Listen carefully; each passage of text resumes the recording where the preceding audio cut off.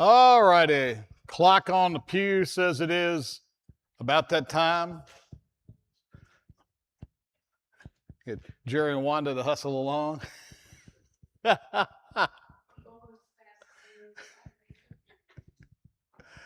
we get ready to get started. It looks like we have some visitors this morning. I think their name is Dodsons. I don't know. Were they?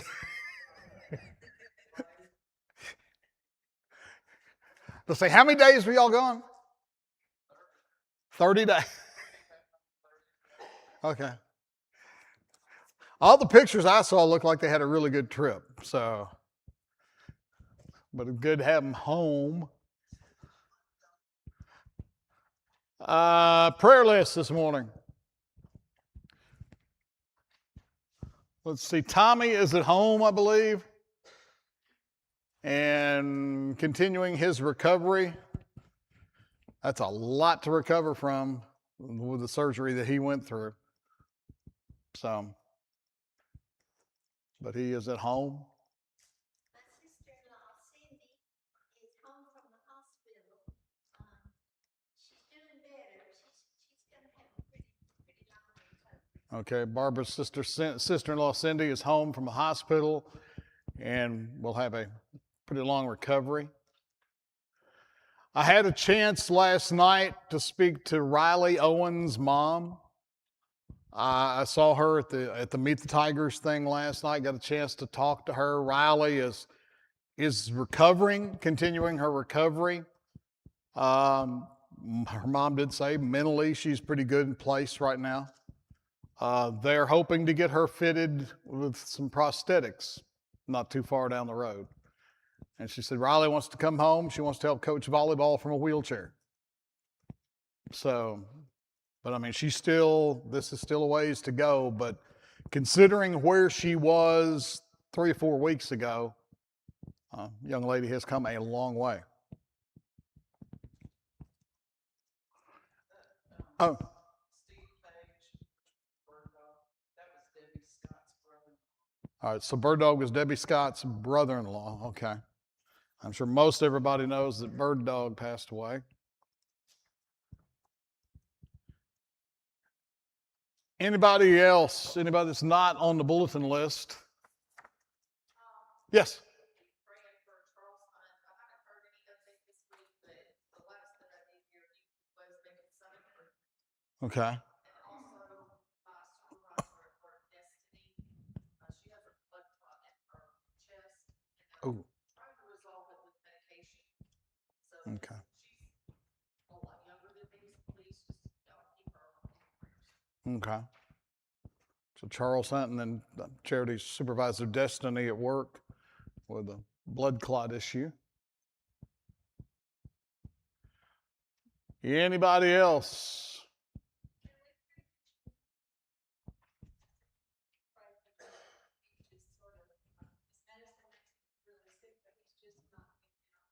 Okay, so Jimmy's still having trouble with medication, not getting out much, and okay.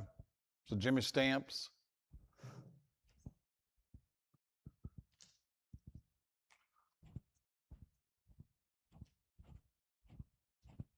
Anybody else? I don't know if any of y'all know Melissa Knoll, who works in our office at the station. They rushed her to Nashville the other day. She was having some strep throat or some kind of issue, and it got where she could not hardly breathe. And so they rushed her to Nashville.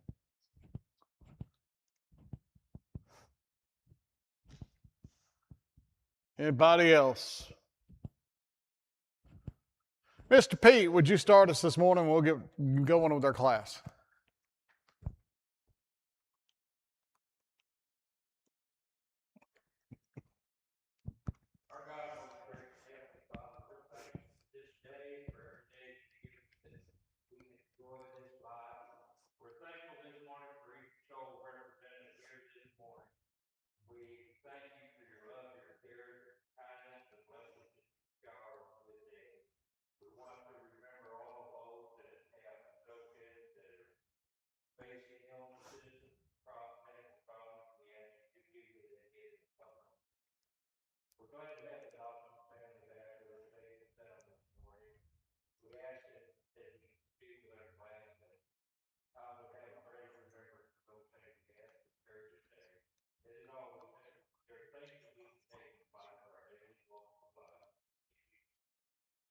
All right, thank you, sir.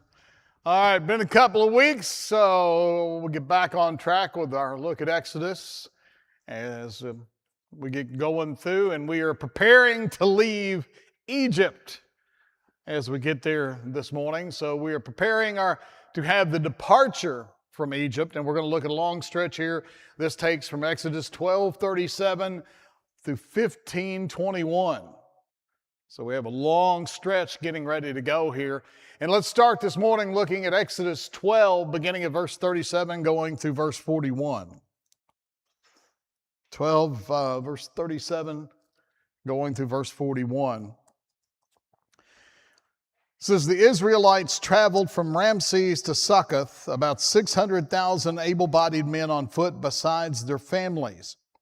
A mixed crowd also went up with them, with a huge number of livestock, both flocks and herds. The people baked the dough they had brought out of Egypt into unleavened loaves, since it had no yeast. For when they were driven out of Egypt, they could not delay and had not prepared provisions for themselves. The time that the Israelites lived in Egypt was 430 years. At the end of 430 years, on that same day, all the Lord's military divisions went out from the land of Egypt. And we'll go ahead and finish verse 42 since we were there. And then this same night is in honor of the Lord, a night vigil for all the Israelites throughout their generations. So a couple of weeks ago, we had talked about Moses had advised them to prepare for the 10th plague and the night that the angel of death passed over. And he had told them to be ready to go. How? To be ready to go in a hurry. Because what happened that night when Pharaoh called for Moses, he told him to leave when? Right now. He told them go. Told them to leave, get out of town, do not want to see you. He didn't ask them to leave anything behind this time, did he? He said, take it all. Take it all and get out. So Moses here now describes the haste of their leaving and the other preliminary details of their departure and journey. They grab it up, they go, he told them to prepare their bread that they were going to need, all of this. They grab it and they hit the road.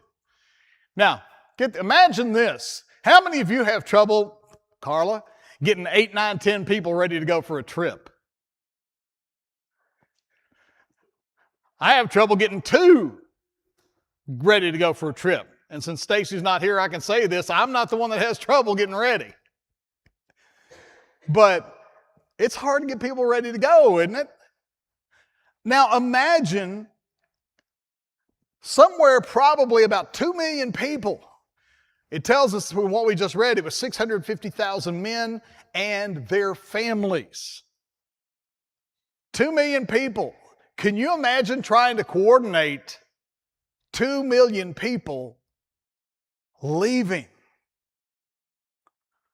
in one night? Getting out. I mean, the only thing close that we could probably see that would come close to that, how many of you ever remember when they have hurricanes on the Gulf and they issue mandatory evacuations? When they have a big hurricane coming, they will issue get out. I mean, that's the only thing I can imagine close to it. And they're not taking everything because they're planning on going back. The people of Israel here are taking everything they got because they're not going back. So this is it's hard to fathom 2 million people grabbing it and going. And can you imagine what that looked like leaving Egypt? Leaving where they were. 2 million people. Makes a traffic jam in Nashville look like nothing. Because we've all been going through Nashville when it's backed up on 65 or 24, and just imagine 2 million people on foot, on donkeys, on cattle, trying to get out. So roughly about 2 million people are trying to leave, and they had very little time to prepare. Moses had told them, get it ready, because when this night happens, Pharaoh's going to throw us out. So they had very little time to get ready. Now think about it. The Jews were slaves in Egypt longer than we have been a country. This is year what for us? 250. officially. We actually got here, some of us got here in the early 1600s. So if you want to add that in, that's still just a little over 400. They were in Egypt 430 years. 430 years of that. So, as we look here, as they're going to memorialize what has taken place, and God wants them to remember what He's done and how He's done it. So He leaves detailed instructions as they are leaving what they're supposed to do. And if we look at Exodus beginning at verse 42, we get a little bit of that here. We get some of the description of that. It says, "It was a night of vigil in honor of the Lord, because He would bring them out of the land of Egypt. This same night is in honor of the Lord, a night vigil for all the Israelites throughout their generations. The Lord said to Moses and Aaron, 'This is the statute of the Passover. No foreigner may eat it, but any slave a man has purchased may eat it after you have circumcised him. A temporary resident or hired worker may not eat the Passover.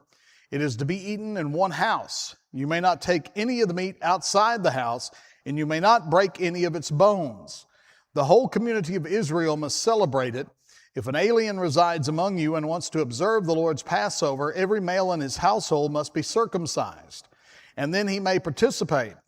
He will become like a native of the land, but no uncircumcised person may eat it. The same law will apply to both the native and the alien who resides among you.'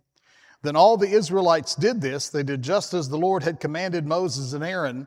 On that same day, the Lord brought the Israelites out of the land of Egypt according to their military divisions."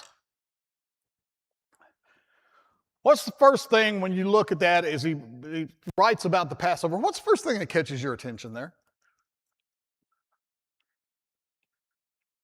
And I have one thing that catches mine, and I want to see if anybody else throws that out there. There you go. That's exactly it. The details. Very detailed as to how it was to be done, who could be a part of it, all of that laid out. What does that tell us about when God says something about how He wants it done? He wants it done a certain way. And for those who may argue, well, we can vary this or we can change this, where in Scripture do we see that goes over well? Here at the institution of the Passover, God says, this, this, this, this. And this is how it is to be done. Even down to the detail it talks about there, you may not do what? Break any of the animal's bones. When you're preparing the animal, don't break its bones. Seems like a minor detail, doesn't it? You know, you're cooking it up and you snap, oh, bones broke. Doesn't seem like a big deal, does it?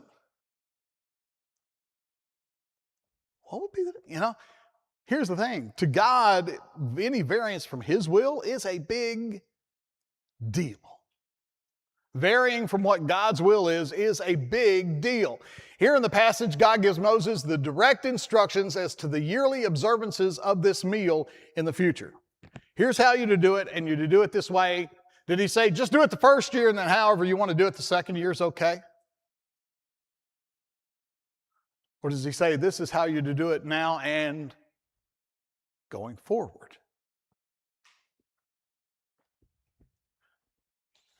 Throughout Exodus, we'll see God directly instructing Moses repeatedly. And as we go on through the book of Exodus, you're going to see Moses gets lots of instructions. You to do this way, you to do this way. And we see a lot of festivals and observances where God tells Moses, this is how this one is to be done. This is how this is to be done. This is how this is to be done. And God was very detailed and gave Moses instruction. Now, as far as the Passover meal is concerned, He goes into details here, and then we get into the consecration of the firstborn. Let's go to Exodus 13. Exodus 13 here. And one thing before we get there, I want One of the reasons I think God is so detailed, and we've always thought this about the law, the reason that so much is in place, so much detail, is God truly wanted us to appreciate grace when it arrived. You know, you look back at all the things you had to do to follow the law, when you erred against the law and sinned against the law, all the things you had to do. And I think part of that is all instituted there to show us the great appreciation for God's grace when He offers the sacrifice of His Son, that we come under grace and we're no longer under all of those stipulations. Because we've seen before in a couple other studies, could we live up to what was in place before? Could man live up to the law? Could man obtain his own righteousness through the law? The answer is no. So I think one part of this is we need to appreciate just the freedom that we get through grace. We still need to follow God's plans to the way He wants to, but I think we need to have the appreciation for grace that has been offered up to us. All right, now let's go to Exodus 13 here. Verses 1 through 16. The Lord spoke to Moses, "Consecrate every firstborn male to me, the firstborn from every womb among the Israelites, both man and domestic animal, it is mine." Then Moses said to the people, "Remember this day when you came out of Egypt, out of the place of slavery, for the Lord brought you out here by the strength of His hand. Nothing leavened may be eaten. Today in the month of Abib you are going out. When the Lord brings you into the land of the Canaanites, Hittites, Amorites, Hivites, and Jebusites, which He swore to your ancestors that He would give to you, a land flowing with milk and honey, you must carry out this ceremony in this month. For 7 days you must eat unleavened bread, and on the seventh day there is to be a festival to the Lord. Unleavened bread is to be eaten for those 7 days. Nothing leavened may be found among you, and no yeast may be found among you in all your territory. On that day, explain to your son, this is because of what the Lord did for me when I came out of Egypt. Let it serve as a sign for you on your hand and as a reminder on your forehead, so that the Lord's instruction may be in your mouth, for the Lord brought you out of Egypt with a strong hand. Keep this statute at its appointed time from year to year. When the Lord brings you into the land of the Canaanites, as He swore to you and your ancestors, and gives it to you, you are to present to the Lord every firstborn male of the womb. All firstborn offspring of the livestock you own that are the males will be the Lord's. You must redeem every firstborn of a donkey with a flock animal, but if you do not redeem it, break its neck. However, you must redeem every firstborn among your sons. In the future, when your son asks you, what does this mean? Say to him, by the strength of His hand, the Lord brought us out of Egypt, out of the place of slavery. For when Pharaoh stubbornly refused to let us go, the Lord killed every firstborn male in the land of Egypt, both the firstborn of humans and the firstborn of livestock. That is why I sacrifice to the Lord all the firstborn of the womb that are males, but I redeem all the firstborn of my sons. So let it be a sign on your hand and a symbol on your forehead, for the Lord brought us out of Egypt by the strength of His hand." So He tells them, He's going into detail here about the observance and about consecration of the firstborn. So the Passover meal was the first element instituted to create from these people a distinct nation. At this point, as they're coming out of Egypt, the Passover is the first thing that forms them, gets them as a nation, and the first thing they are to follow. And then with time, God would add many more feasts, observances, and laws that would eventually give these people a religion, a culture, a law, and a purpose closely aligned with God's ultimate plan. God's laying the foundation here, laying His foundation, and it would be His ultimate plan would be to send His Son incarnated as a Jewish man to complete the divine plan to save all of mankind. This is all laying the foundation for the coming of Christ, which the Bible tells us the plan for Jesus to be sacrificed was in place when? At the foundation of the earth. From the very foundation of creation, the plan was. Now, I've always had trouble trying to imagine that God created this whole thing knowing that at some point man was going to fall and that he was going to offer his son as the sacrifice. I don't know about you, but I'm not that nice. I would have probably said, nope, if they're going to do that, I'm not even going to make them. But luckily, God's a little bit nicer than I am. So that we're ultimately setting the stage for the divine plan. And then before giving details connected with the consecration of the firstborn, God gives Moses another ordinance to commemorate in conjunction with the feast of the Passover. And the purpose of this ordinance was to remember and teach each generation how God brought the nation out of Egypt and into the promised land. This is not so much for this group of people, but it's for the generations to come. God wants them to pass on, here's why we do this. He's instituting something so that the generations will remember and know why. So that they don't forget what happened. Man can be quite a forgetful creature, can he not? I mean, you look at the people of the nation of Israel, as we'll see when they go wandering in the wilderness coming up, they seem to forget a lot of what happened right after it happened. We don't have that problem today, do we? Do we lose track of things of faith and we forget why we do what we do because God has done this or because of the sacrifice the Lord made? And, we tend to just whatever, we get in a routine. And what God's wanting them to know is there's a reason that this is done. And remember this every year, what I did for you to bring you out of Egypt. And for us, the remembrance should be, we need to remember not just every week, but every day and every hour of what God did for us, of what Jesus sacrificed for us.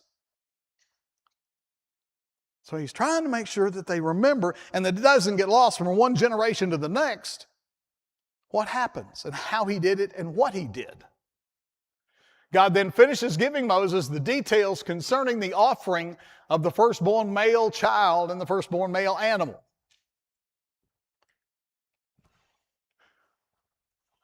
So he gives them the details and wants them to explain why this is happening. Now, complete left turn here for just a second. Completely off base of the course here. But as you get into end time stuff and people get caught up in saying, well, the mark of the beast in the hands and your forehead, what does it talk about here in Exodus about hands and forehead? It mentions hands and forehead here. So let it be a sign on your hand and a symbol on your forehead, for the Lord brought us out of Egypt by the strength of his hand. To me, the sign of your hand means by what you do. The sign on your forehead means by how you live, what you say, and how you act. But I did find it interesting here. It talks about the signs being on your hand and on your forehead. Those who are into premillennialism will talk about what the mark of the beast goes where? One of two places. Either on your hand or your forehead.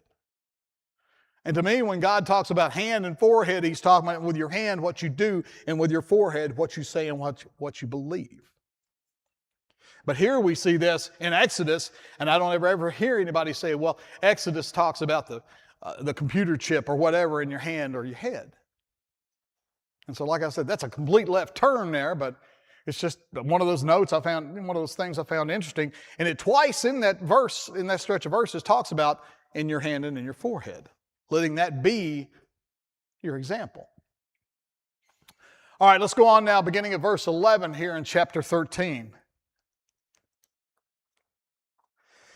And it says, when the Lord brings you into the land of the Canaanites, as he swore to you and your ancestors, and gives it to you, you're to present to the Lord every firstborn male of the womb. So we read through this.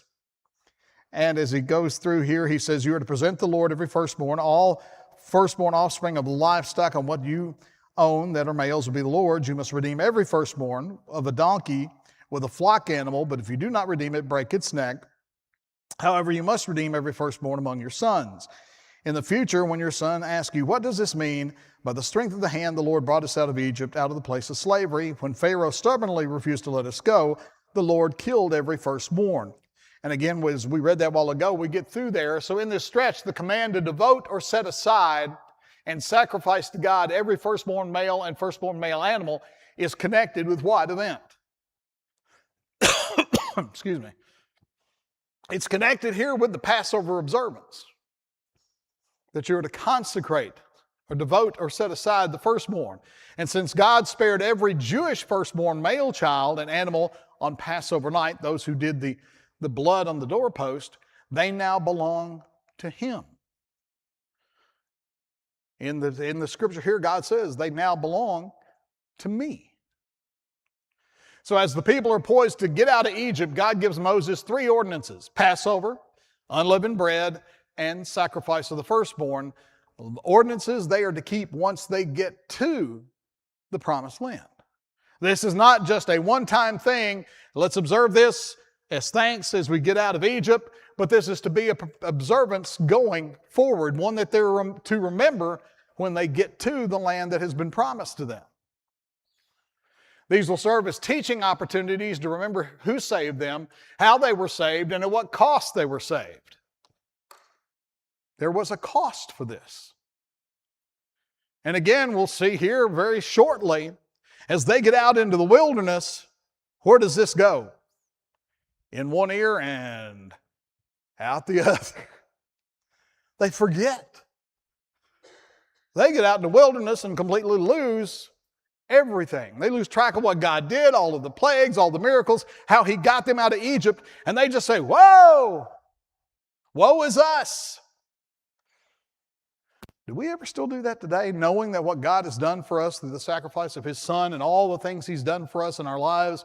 Do we ever get like the people of the children of Israel here and go like, "Oh, we forget"?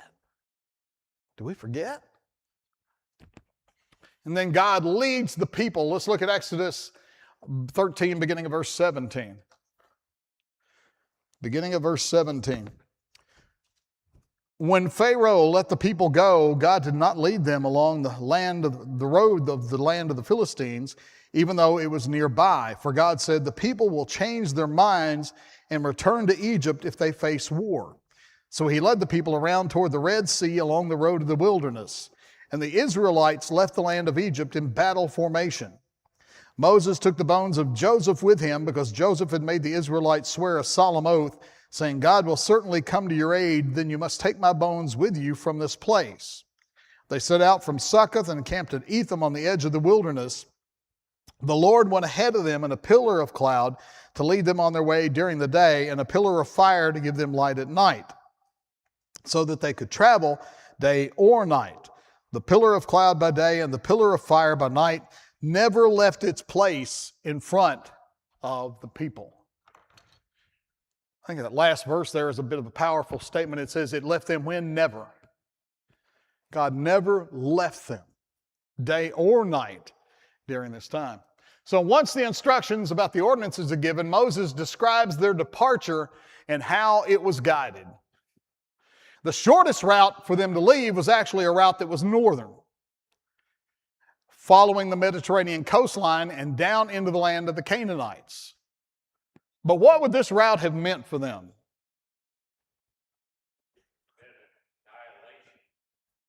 They would have had to fight right out of the gate. It would have meant war right out of the gate. And God says what? If they have to fight right now, they're going to turn and run back. So, they are coming out of this area up here. They are going over here. Seems like, hey, this is the way to go. But they would have had to have fought here in the land of the Philistines. They would have had to gone to war to get across there. So instead, they end up going this way, around to here, up through here, and they end up there. But God says they're not ready to fight. All of the things that have just happened, 430 years of slavery, they're not ready to fight. And if you think about it from a military standpoint, they've been slaves for 430 years. They're not ready to go to battle at this point. So God says, we're going to take them down and around because they're not ready. And they would, if they encounter that kind of stress and that kind of trial and tribulation, they're going to want to go back. Yes? Another reason also, because you have to remember during their time in Egypt, God was basically silent that whole time period. Yeah. And it says in Scripture that part of the wandering in the wilderness was for them to get to know who God was. Yeah. So they take a little bit of a roundabout road. Any of you ever take a roundabout road on a trip? Sometimes you do it intentionally, sometimes you do it accidentally. How many of you have ever watched the movie Vacation? And instead of taking the direct route at the one stretch of the movie, they go off route to go see the world's largest ball of yarn. Didn't go the direct route. So this would have necessitated war with the people of that region, an armed conflict. They were not trained or equipped to fight. Because they came out of Egypt with what? Very little.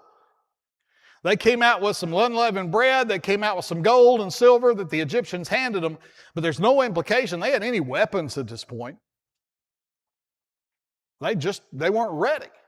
This ultimately, though, this move around the other way does what? It puts them at risk from who? The Egyptians again.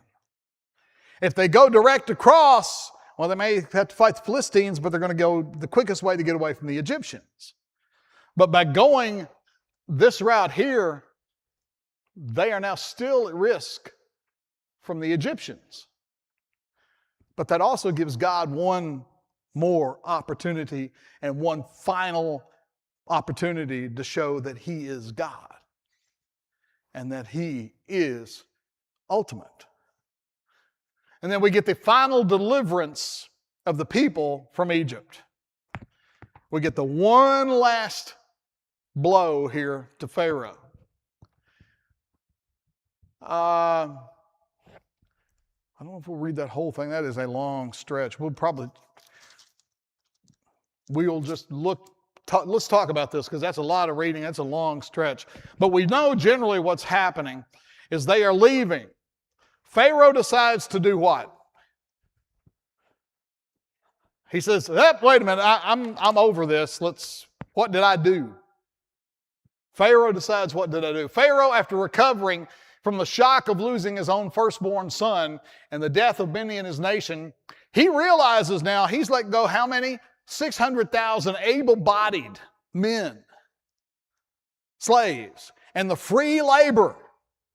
We've talked about, as we were getting into this class, the economic impact of what happens. This is not just a cultural and spiritual thing for Egypt. This is an economic thing. They lose a workforce. 600,000 people. So suddenly, Pharaoh, after getting over his grief, realizes, wait a minute, this is going to be bad.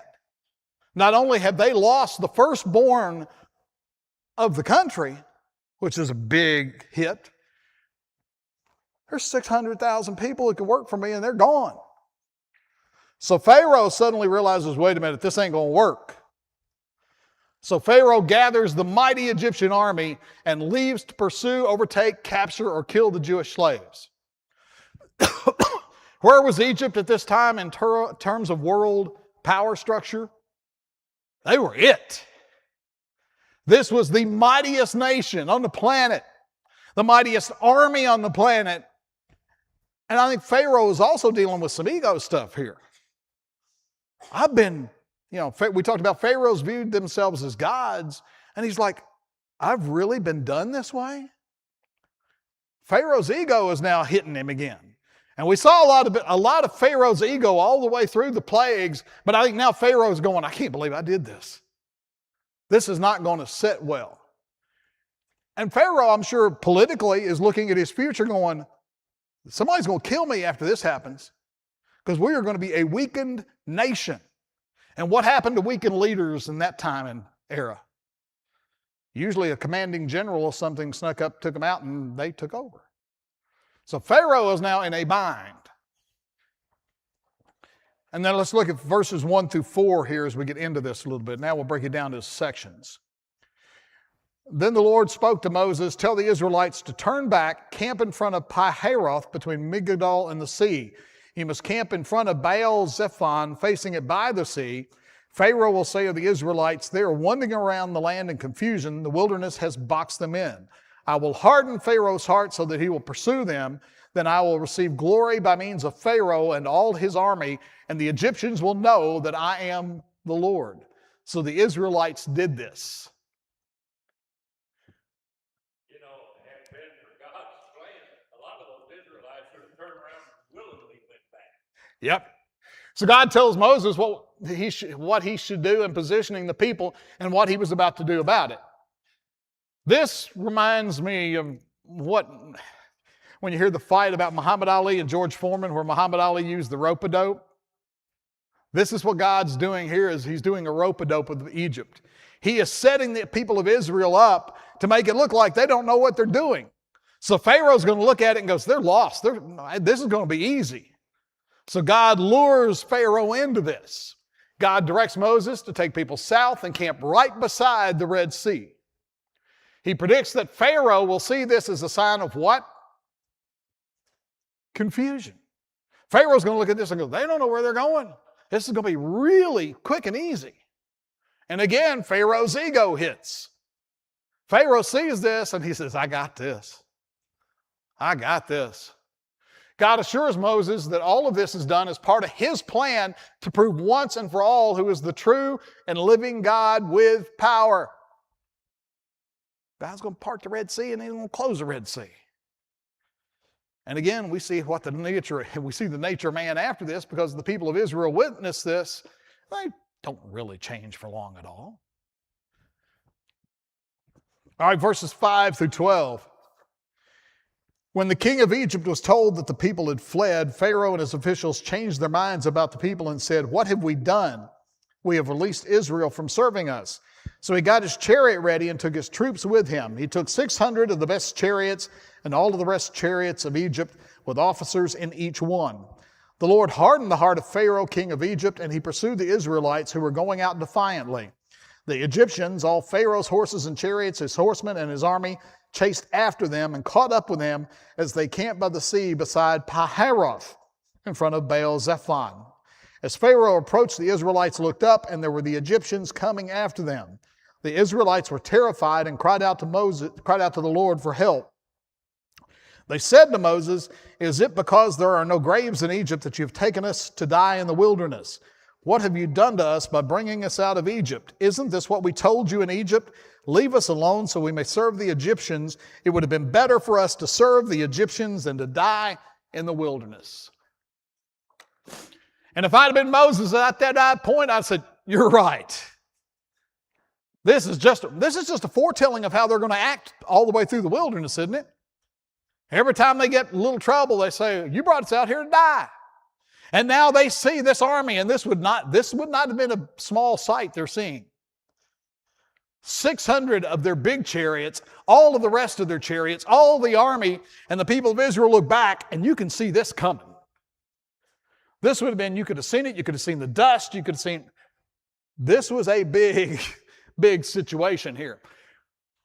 It talks about 600 of the top chariots. This was found in a pyramid. This is one of those chariots. That's how they were built. They could hold up to 3 people. There was a driver, there was an archer, and in some instances there would have been a shield bearer on that chariot. The axle is where it is so that thing could turn on a dime. Those were built light. They were built to be fast.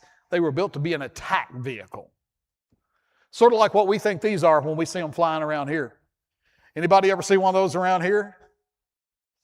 I had a chance one time to look in the cockpit of one of those. Man, there is just no room in there, but everything's right at your fingertips. That is an attack machine. That is an attack machine. That was the top of the line attack machine back then. So Egyptian war chariots were built for speed, mobility, and ranged archery attacks. Select chariots were pulled by a pair of stallion war horses. The horses wore dyed leather armor, ostentatious headpieces topped with ostrich plumes, and heavy metal bridles. This was an intimidating sight.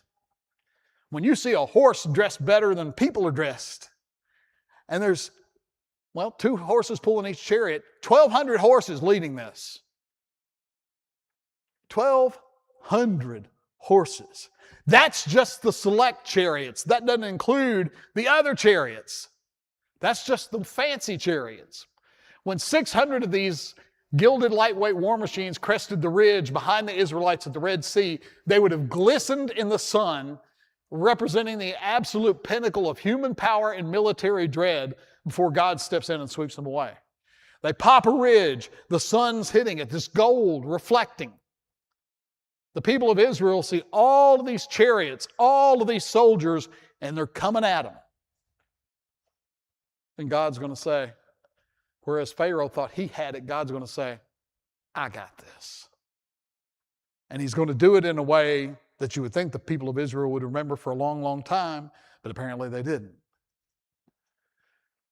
And so the people of Israel are sitting there thinking what? We're trapped. There's the Red Sea there, and that army's coming that way, and they're not happy. This is not a good situation. The people blame who? They blame Moses. Moses, look what you did. It's not the first time they blame Moses, is it? They blame Moses when they got told they had to make the same number of bricks without straw. But they blame Moses and they go a 3-pronged complaint, and then we'll stop here. 1, that Moses was reckless, bringing us out here in the wilderness to die. We were in enough trouble in Egypt. You made things worse by pulling us out here. So they say Moses was reckless. 2, we told you it wouldn't work. Why didn't you just leave us alone when we asked you? They told Moses back in Egypt, this ain't going to work. Why didn't you leave us alone? At least we could have had food and we'd been slaves, we'd be working, but they're going to kill most of us here. And so they're hollering about that. Then they're saying, we were better off in Egypt. It was hard work, but at least we weren't lost in the wilderness, and an army is poised to attack us. Everything set up, it looks like a bad situation for the Egyptian people. They're trapped. And that's a perfect place to end, because we're going to see them get out of the trap next week. We're out of time, and that is where we will pick up next week.